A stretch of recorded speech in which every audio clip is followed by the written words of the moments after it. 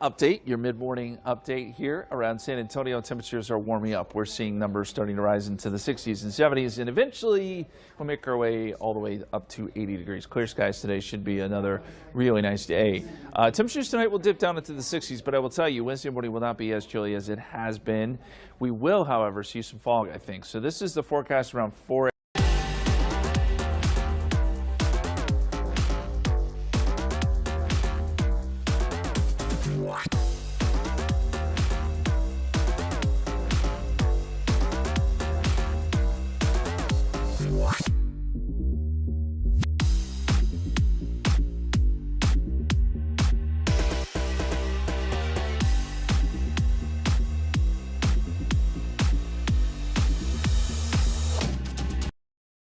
KSAT 12.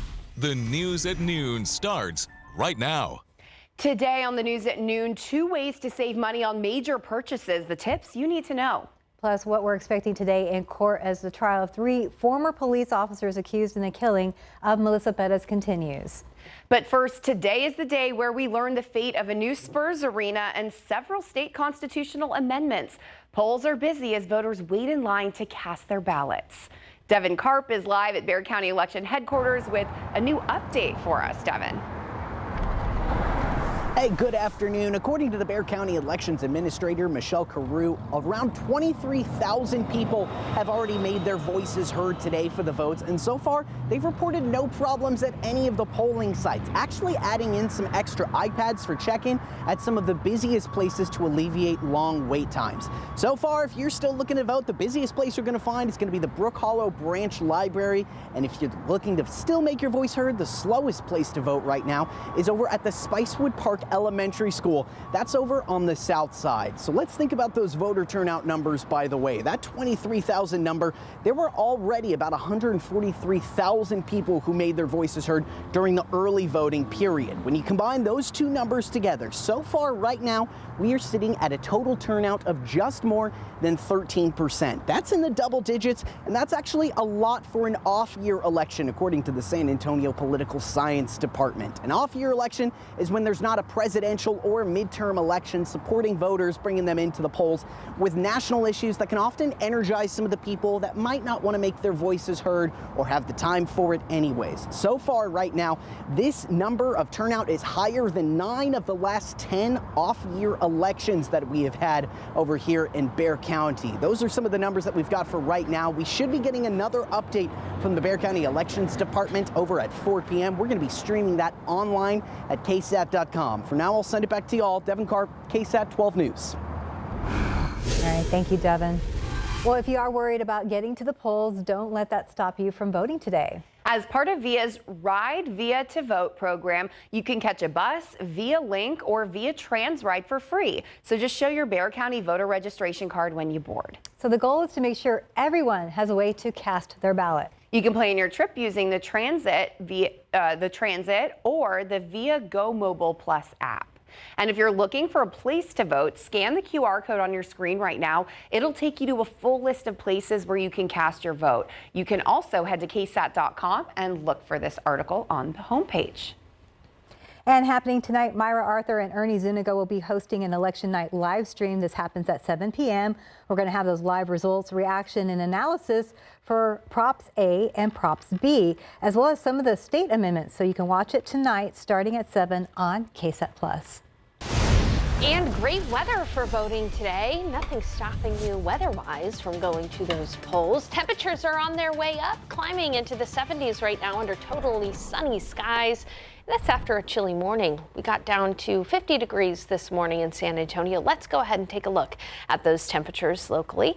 We are sitting at about 74 degrees in San Antonio, 74 New Braunfels. Del Rio, good morning or afternoon, right? 75 and just barely the afternoon, 75 in Del Rio. Here's the thing, take a look at winds, a little breezy, 10 to 15 miles per hour, and humidity levels are still comfortable, at least temporarily. Let's go ahead and take a look at the forecast for the rest of the day. If you're planning on heading out to the polls, temperatures are going to climb to near 80 degrees this afternoon. Low humidity and nice. Around sunset, it'll be 78, and then by the evening hours, temperatures will dip dip into the 60s. So over the next couple of days, we're going to see gradually warming every single day. Fog, though, will be with us potentially as early as tomorrow morning through Friday morning. And our next cold front arrives Sunday morning, and this one's going to be a doozy. I'll talk about the temperatures tumbling coming up in just a bit. All right, we look forward to that. Thanks, Sarah.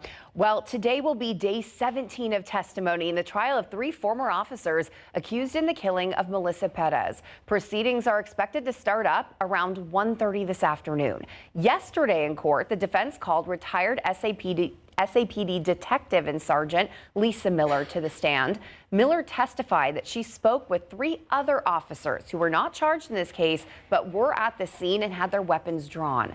One of those officers told Miller they would have shot at Perez, but it was not safe for them to do so. If found guilty, Eliezer Alejandro, Alfred Flores, and Nathaniel Villalobos face up to life in prison. And we are live streaming this trial as usual. Testimony expected to continue around 1:30 this afternoon. You can watch it on all of our streaming platforms. Well, the Texas Court of Criminal Appeals has denied Otis McCain's direct appeal of his death sentence. McCain was convicted of killing San Antonio Police Detective Benjamin Marconi back in 2016 after ambushing him as he sat in his patrol car outside police headquarters. Prosecutors called it a calculated attack, and jurors took just 25 minutes to find McCain guilty back in 2021. His attorneys claimed he was denied a fair trial, but the state's highest criminal court disagreed, ruling that his statements to police were voluntary and that there was no racial bias in jury selection. For now, McCain's conviction and death sentence stands, though no execution date has been set. Well, former Uvalde CISD Police Chief Pete Arredondo is asking a judge to move his trial out of Uvalde County. He is facing 10 counts of child endangerment for his response to the 2022 Robb Elementary School shooting. Our KSAT Investigates team just got copies of that request, and records say that coverage of the shooting made Arredondo, quote, a scapegoat, adding his attorneys believe they would not get a fair trial in Uvalde County. Now, this comes a month after a judge moved the trial of former Uvalde CISD officer Adrian Gonzalez to Corpus Christi. Gonzalez faces 29 counts of endangering a child. And a major SWAT raid on the south side uncovered a stockpile of weapons, cash, and biker gang ties. The Bexar County Sheriff's Office says Anselmo Barrera, now booked in the Bexar County Jail, is a high-ranking national member of the Bandidos Outlaw motorcycle gang. This happened on Cantrell Drive. Deputies found 33 firearms, 2 body armor vests, and more than $200,000 in cash believed to be tied to drug trafficking. They also recovered a stolen Harley-Davidson motorcycle and a stolen pistol. Barrera is being charged with possession of body armor by a convicted felon, a third-degree felony, with additional charges pending. Well, staying within your budget during the holidays can be tough. So how can you buy something special without it turning into a financial Grinch that sticks with you well past the holidays? We're going to have some advice from shoppers this noon. I'm Christiane Cordero in Washington with how political leaders today are reflecting on the life and legacy of former Vice President Dick Cheney. That's coming up. Well, political leaders today are reflecting on the life and legacy of former Vice President Dick Cheney. ABC's Christiane Cordero reports he's widely considered one of the most influential, powerful, and controversial vice presidents in U.S. history. This morning, the American flag at the Trump White House is lowered to half staff in honor of a Republican political foe, Dick Cheney, a political career that took him from the youngest presidential chief of staff to the second highest office in the land, and maybe the most powerful vice president ever. Former President George W. Bush today is reflecting on the summer of 2000 when he tapped Cheney as a running mate, writing in a statement, quote, "In our long discussions about the qualities a vice president should have, I realized that Dick Cheney was the one I needed. I picked him because he is without a doubt fully capable of being the President of the United States." On September 11th, Cheney was in charge at the White House and ultimately became a main architect of the U.S. war on terror in Iraq and Afghanistan. He was unapologetic for an aggressive approach critics said was torture. I was a big supporter of the enhanced interrogation techniques. Cheney married his wife Lynn in 1964. The couple had 2 daughters, Liz and Mary. Liz Cheney carried out his conservative legacy in Congress, both father and daughter campaigning against President Trump after the January 6th attack on the Capitol. Cheney also broke with the far-right position on same-sex marriage. As many of you know, one of my daughters is gay, and something that we've lived with for a long time in our family. I think people ought to be free to enter into any kind of union they wish. When asked how he would be remembered, an unapologetic Cheney told ABC's John Carl he'd leave his legacy up to others. I'm very comfortable with what I did and why I did it and how I did it, and I'll let others judge whether they liked it or not. Do you have any regrets? Not really. Today, House Speaker Mike Johnson offered his condolences, saying, quote, "We give honor where honor is due, and honor is certainly due to him." Christiane Cordero, ABC News, Washington. Again, it's shaping up to be a beautiful day around San Antonio. Temperatures on the rise under totally blue skies. And to top it all off, there's no major issues in the allergens today. Here's a look at the pollen count. Molds are low and fallow is also low. The aquifer, though, has fallen almost half a foot in the last 24 hours, very close to being 40 feet below the monthly average. And as you can see, no rain chances in our immediate future. But just because we won't be seeing any rain doesn't mean our weather's going to be boring. We've got a cold front to talk about, fog, a lot going on that's going to impact your day to day. I'll have the details coming up.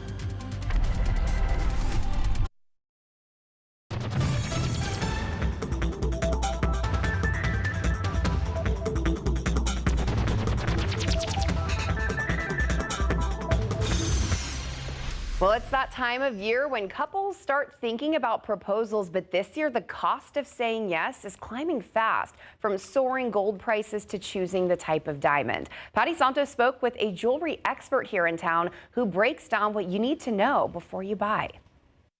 Nothing says love like the perfect engagement ring. So pretty.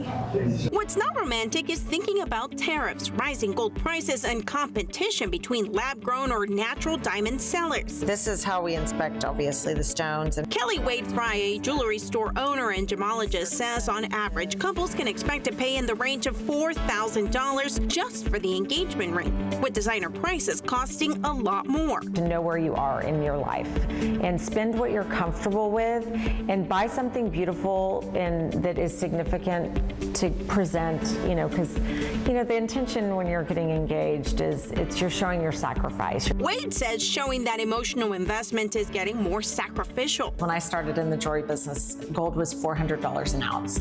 And last I checked yesterday, it was $4,200 an ounce. The popularity of lab-grown diamonds has driven down prices. Wade doesn't carry them at her store, but understands the lure. Just people are making a decision for, financial reasons. Here's what she says. If you're in the market for an engagement ring, ask about gold carat. 24 is the purest form of gold, 10K is the least. Knowing that could impact the price you pay. She cautions against buying online. While it is cheaper, nothing beats walking out of the store knowing exactly what you paid for. And deal with AGS certified jewelers. Documentation about the diamond's quality protects your hard-earned investment. Oh, and one more thing. Buy the engagement ring, and then there is a wedding band that you wear with the engagement ring. So sometimes men don't know that. So I think it's always one of those surprise, wait, I have to buy another ring? So much to think about, and we were just saying there's so many options now. Yes. Younger generations are doing something different with like the lab-grown diamonds. You guys should have seen us during Even that. We were colors. all looking at our rings. I was like, we were all like, wow. I can't tell a difference. No. Hey, so the weather today is gorgeous outside. So, we've had election days where the weather may stop you from voting. Yes, that's so true. If anything, this is really good Not weather. today. You're going to want to get outside at some point because Temperatures are very pleasant with totally sunny skies too. So for the rest of the time the polls are open until 7 p.m. the weather will be very pleasant. Low humidity, high temperature near 80 degrees right around 3-4 o'clock. Sun sets at 5:45. I'm still getting used to that earlier sunset. And then by 7 o'clock it'll be 70 degrees outside. Temperatures will fall gradually into the 50s by midnight. So the first thing I want to talk about this week is that every single day temperatures will be a little bit warmer than the last. So let's start with a look ahead to tomorrow. Tomorrow, the high will be near 80 degrees. And then by Thursday, we're going to be in the low 80s. By Friday, mid to upper 80s. And then on Saturday, I expect a high temperature of 88. We're going to be close to 90 degrees on Saturday. Take a look across Texas. You'll notice, too, that temperatures will be falling in parts of Texas by Saturday because we're going to get a cold front. More on that in just a bit. But first, I want to tell you about the fog. Morning commute tomorrow through Friday. Fog is potentially going to be an issue. So take a look at your screen here. You can see that by Wednesday morning, tomorrow morning, we are going to have some foggy conditions out there. Then it will quickly turn sunny, and even during the evening hours, it'll stay clear out there. It isn't until Thursday morning that we start to see fog develop again out there. And just some tips for you for foggy travel: use the low beams rather than the high beams. And I do anticipate this to happen during the morning commute. So you might want to give yourself an extra 5 to 10 minutes to get to where you need to go. Then our next front will be arriving Sunday morning. So that is the next big thing we'll be talking about here. It's going to be some of our coldest air of the season, with that front arriving likely before dawn on Sunday. Very cold air across the northern tier of the United States. We're talking temperatures in the teens and even single digits for some folks up there. And then by Sunday in the morning hours, by the time you wake up, it's going to be very windy. So much so that we could be having wind gusts of up to 40 to 45 miles per hour on Sunday. So that would cause some fire danger, and we'll talk about that in the next half hour. But I want to show you highs on Sunday. So we go from near 90 degrees on Saturday to close to 70 degrees for the high on Sunday. That's it. And where you're really going to feel the chill is by Monday morning. Take a look at Monday morning's lows.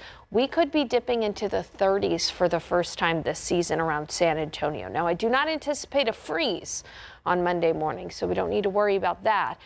But again, it will become chilly. This front will pack a punch on Sunday. But until then, we have to endure kind of that false fall where we warm right back up to near 90 degrees by Saturday.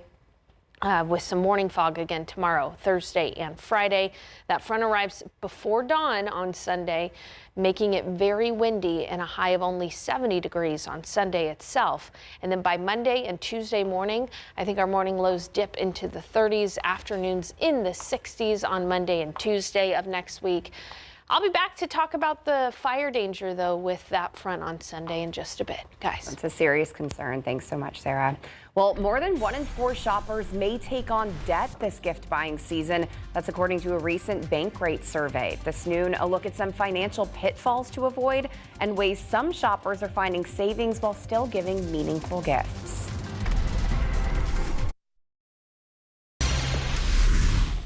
Are you affected by the government shutdown? Follow me to come get a free hot meal in downtown San Antonio, Texas. Now through Friday, November 7th, Corazon Ministries is teaming up with Travis Park Church to help people in need. To get a meal here, it's no questions asked. Now let's go take a look inside. It was a no-brainer. Let's just get together and make this happen. And that's exactly what they've done, pulling together volunteers, resources, and space to make sure families hit hardest by the government shutdown have somewhere to turn. Anytime there's a need, we step in and do whatever we can. But you don't have additional funding? No, at this time, no additional funding to cover that support. Even without extra funding of their own, organizers say they couldn't ignore the growing need in our city. Volunteers were ready to step up and go. And with more people facing uncertainty during the shutdown, their message is simple. Anybody and everybody is welcome. Lunches will be served through Friday from 11:30 a.m. until 1 p.m. right here at these doors on Travis Street. Just make sure you have your ID ready. Avery Everett, KSAT 12 News. Well, holiday shopping stress might be unavoidable. Yes, that's true, but there are some steps you can take to make your holiday less expensive and ease some of that burden, especially right now. So here's a look at ways to find savings so you can stick to a budget. 'Tis the season when gift giving can take over our lives. But with many Americans still worried about rising costs, resale or secondhand shopping is becoming a more popular way for finding value and meaning in gifts. What we're finding is that consumers are ready to spend nearly 40% of their holiday budgets on secondhand, which is up significantly from last year. Aline Rodham of ThredUp, an online thrift store, says the stigma around buying secondhand is starting to disappear, with it becoming more mainstream. Because value is king with consumers, this is a great way for them to extend their dollar and get more for their money. Secondhand is also a way to sort of cut through the noise of the ordinary and find more unique items that tell a story, items that are more personal. Other ways to save: start early to take advantage of end of summer clearance sales, and don't wait until Black Friday. Use reward credit cards, taking advantage of cash back or points. And to keep your holiday shopping from turning into a financial horror show, remember, for your debit card, know your balance, don't overdraft and suffer fees. For your credit card, even if you have a high limit, do not spend beyond your budget.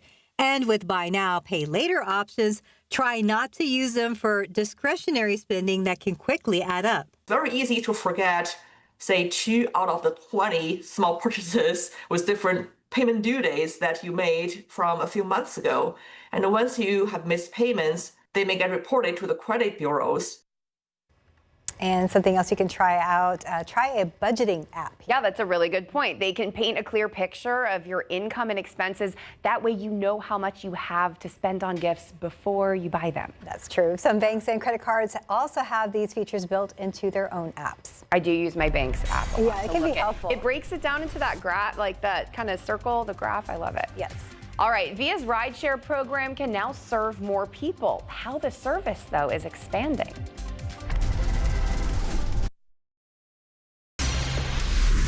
It is time. Election Day is Tuesday, November 4th, and in Bexar County, there are two big items on the ballot, Propositions A and B, and both have to do with a potential new Spurs Arena downtown. Prop B would allow Bexar County to pay up to $311 million for that new arena using venue taxes. Prop A takes a look at the Frost Bank Center and the Coliseum should the Spurs make the move. It would allow the county to use roughly $200 million in those same venue taxes to shore up the Frost Bank Center Coliseum grounds, make upgrades to allow the San Antonio Stock Show and Rodeo to become a year-round tenant there. It's up to voters to decide on what happens with both Prop A and Prop B. The last day to vote is now Election Day, Tuesday, November 4th. Polls are open from 7 a.m. to 7 p.m. To take a look at a list of polling locations, go to ksat.com/vote. That's also where you can find a sample ballot so you can read those propositions before you head to the polls. Well, this Election Day, voters will also be deciding on funding for school upgrades and technology in some area school districts. So Marion ISD is the third fastest growing district in the greater San Antonio area. It has more than 1,700 kids enrolled and is expecting 5,000 new homes to be built in the next decade. They are asking their voters to approve Proposition A, which is a $60 million bond proposal to build a new elementary school, buy new buses, additional land, and take care of other district upgrades. Meanwhile, Schertz-Cibolo Universal City ISD is asking voters to increase property tax rates by 6 cents. If approved, Prop A would raise about $60 million annually to pay for staff raises, student programs, and school safety. And happening tonight, Myra Arthur and Ernie Zuniga will be hosting an election night live stream at 7 p.m. We're going to have live results, reaction, and analysis for Props A and B, as well as some of the state amendments. You can watch it starting tonight at 7 p.m. on KSAT+. Sunny skies over San Antonio, and showed this yesterday. Sunny skies over pretty much all of Texas. There are hardly any clouds out there with the exception of a few clouds out in the panhandle of Texas and along the Rio Grande Valley. You can see that there. Just an idea and an example of the fact that we've got such stable air overhead. So no rain really for us over the next several days.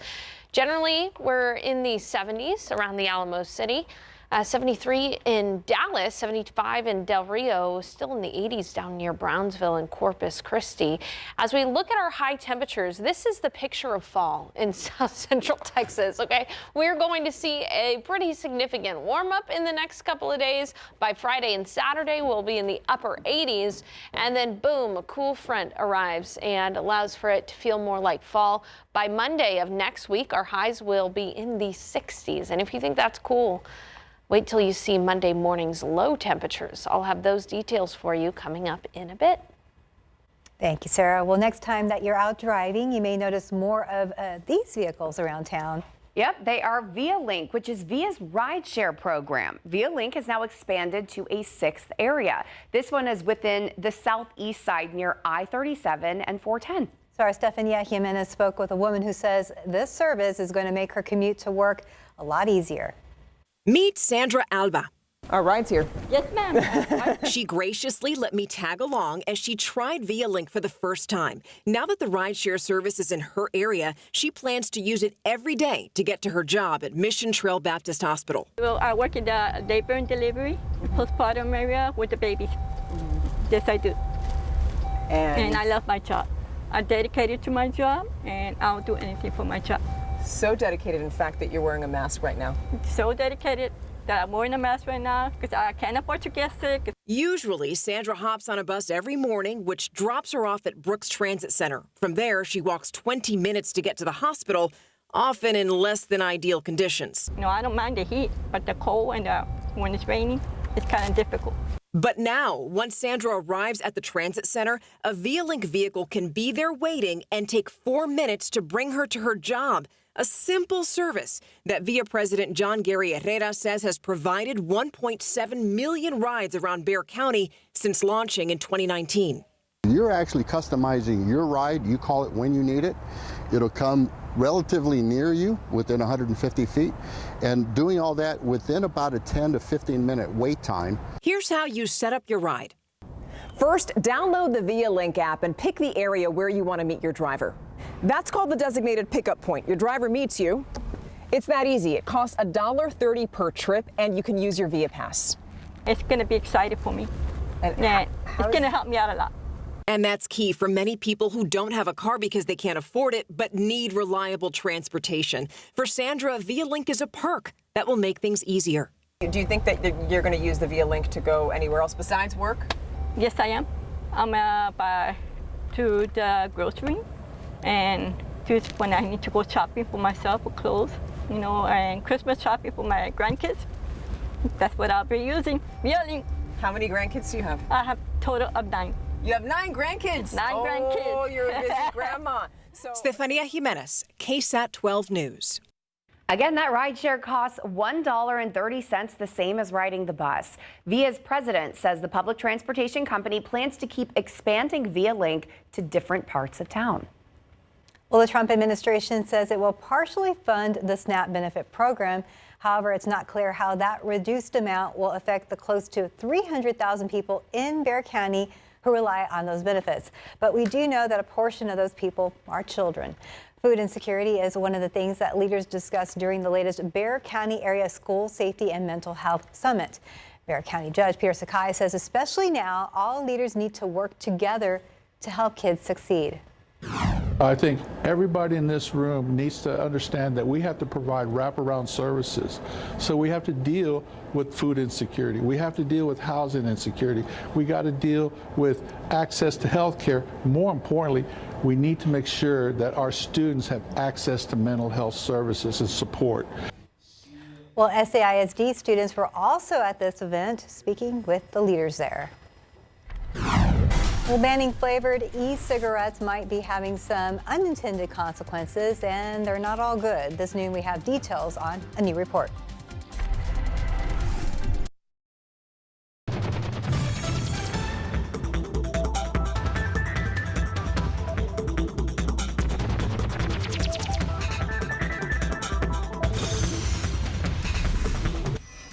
According to a report in the journal Health Economics, flavored e-cigarette bans may result in a decline in e-cigarette use among young adults, but they may also push some of them back into cigarette smoking.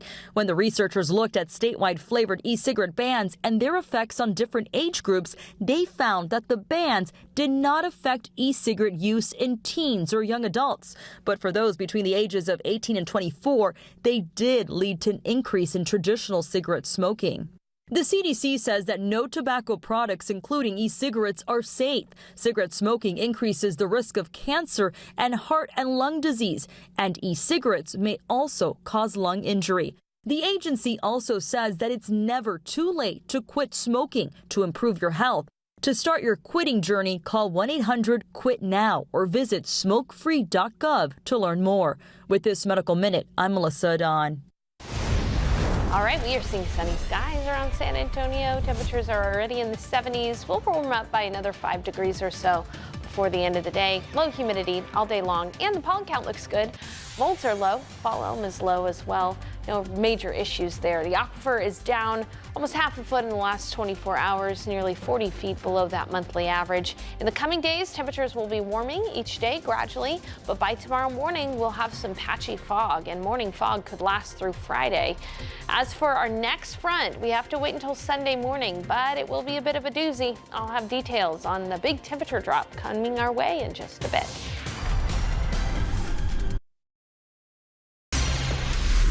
Tuesday night is election night, and there are so many big issues on the ballot that could impact downtown San Antonio and other small communities in our area. Be sure to join us throughout the day here on KSAT, on air and online, for all the latest election day coverages, from Props A and Props B that could shape the future of the Freeman Coliseum, the Frost Bank Center, the east side of San Antonio, to what Project Marvel could potentially look like if Proposition B is ultimately passed. We're going to have it all covered for you throughout the day. You can find your sample ballot and all the list of polling locations. The polls will be open from 7 a.m. to 7 p.m. on Tuesday. Just go to kstat.com/vote for the very latest on all of that. Myself, Myra Arthur, and Stefania Jimenez will have you covered throughout the evening, starting at 7 p.m. with a special stream on KSAT, the KSAT Plus app, and ksat.com. So be sure to join us for that. And of course, Stephanie and I will have a complete wrap-up of the day's events on Tuesday night on the night beat at 10 o'clock. Again, ksat.com/vote for the very latest on election night 2025. Well, we are just excited to all be together again. We've had like vacations, we've been sick, we're finally better. This is good. We're happy to be reunited. Yes. And happy that the weather is and I was great. going to Good weather say, day. I wish we were anchoring outside. It's perfect. Oh, that would be pretty right now. It's perfect outside. Don't give me an idea. Okay. We might have to do it when the weather's nice. In the again. garden? Yeah. That would be fun. I'm down. All right. Down. We love it. Logistically, all you tech people, figure that out. No, you're okay. Outside, we are in the 70s, 74 degrees in San Antonio, 72 in Bernie, 75 in New Braunfels, and 78 in Seguin. Warming up will be near 80 degrees in the next couple of hours for the high temperature. And then tonight, if you're planning on voting before the polls close at 7 o'clock, just know it won't be too chilly. It's after 7 o'clock that we'll really start to see temperatures fall. Sunsets at 5:45, and then by midnight we'll be dipping into the upper 50s. Here's the thing, by tomorrow morning I expect fog to develop. Morning lows are going to be warmer every single day. The last couple of days we've needed the jackets in the morning.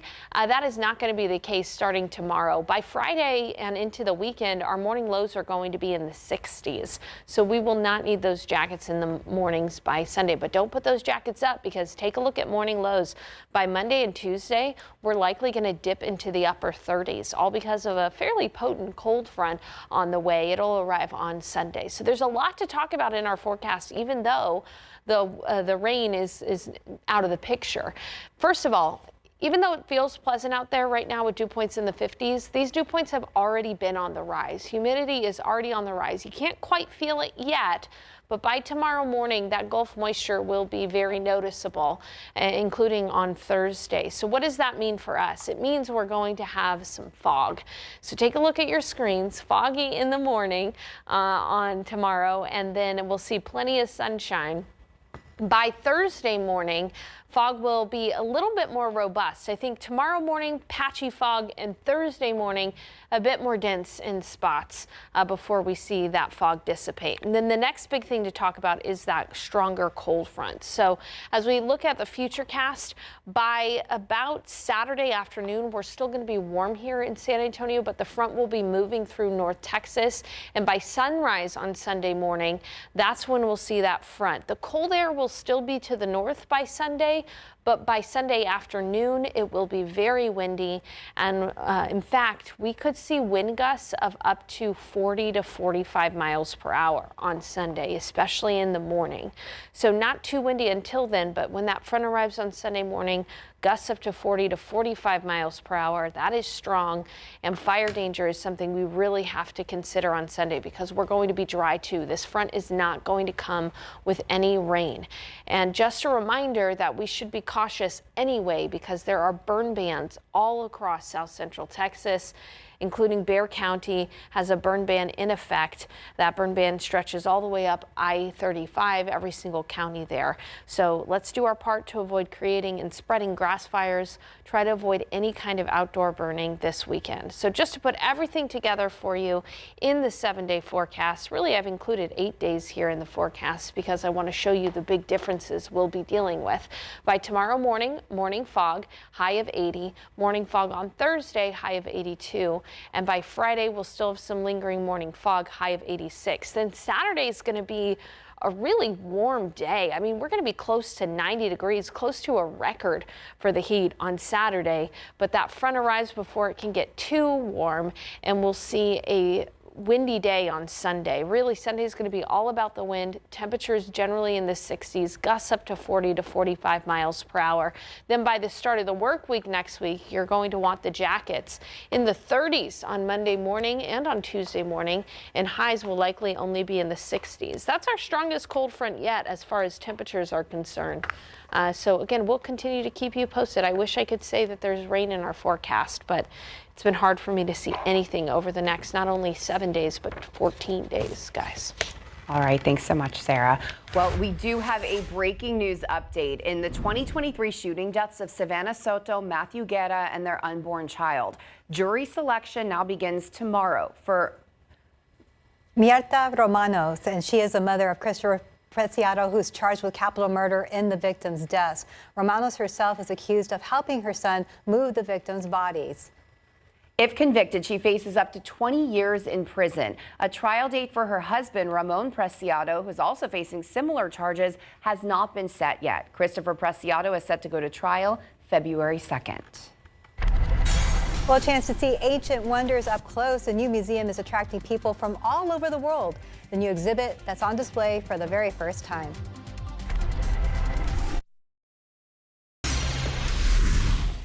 Now to the secrets of Egypt. The world's largest archaeological museum is now open with over 100,000 artifacts. And as ABC's James Longman reports, the main attraction is King Tut's complete tomb, which is being displayed for the very first time. Ancient Egypt is unveiling a new wonder this morning, the Grand Egyptian Museum and its spectacular new exhibit. King Tutankhamun. Cairo's $1.2 billion modern temple to ancient history may have taken more than 20 years to build, but that's nothing compared to the more than 7,000 years of history it celebrates. And we are some of the first inside. 250,000 square feet of priceless treasures. It's been opening gradually, 100,000 artifacts unlocking the mysteries of ancient Egypt for new audiences. But the main attraction only now open. King Tutankhamun's complete collection. More than 5,000 antiquities on public display together for the first time ever. His funeral mask, a historic icon. This is what millions of people will come to see, one of the most important and recognizable artifacts in all of human history. King Tut's tomb was discovered 103 years ago to the day when a 12-year-old boy stumbled on the steps of a staircase hidden in the sand. Now, everything that was buried with him laid out in stunning simplicity. The thing I'm most excited about are the sarcophagi, King Tutankhamun's coffins that he would have been buried in. They fit one inside the other. Solid gold, they're perfectly preserved. These American visitors surprised to find they're among the first here. Over 3,000 years, and we're seeing real history. We've seen stuff from 3,500 to 4,000 BC. Amazing. Yeah, it's extraordinary, isn't it? Can you get your head around that? It's quite difficult to kind of compute. Yeah, it is difficult. When in the States stuff's 300 or 400 years old, then that's ancient. I've just come from the Louvre, where they had a big break-in. That must be in your mind. Definitely. Security is on the top. And to tell you the truth, you've seen here a top-notch type of display. We have the highest security measures that you can think of. And at the opening of the museum, the sky above the pyramids lit up in a spectacular drone show. All of Egypt's ancient history recreated in modern masterpiece. Now, the museum is hoping for more than 8 million visitors a year, and I can tell you I've already heard quite a lot of American accents already. Being up close to these items, especially the gold artifacts, the level of preservation is unbelievable when you think that these are thousands of years old. James Longman, ABC News in Egypt.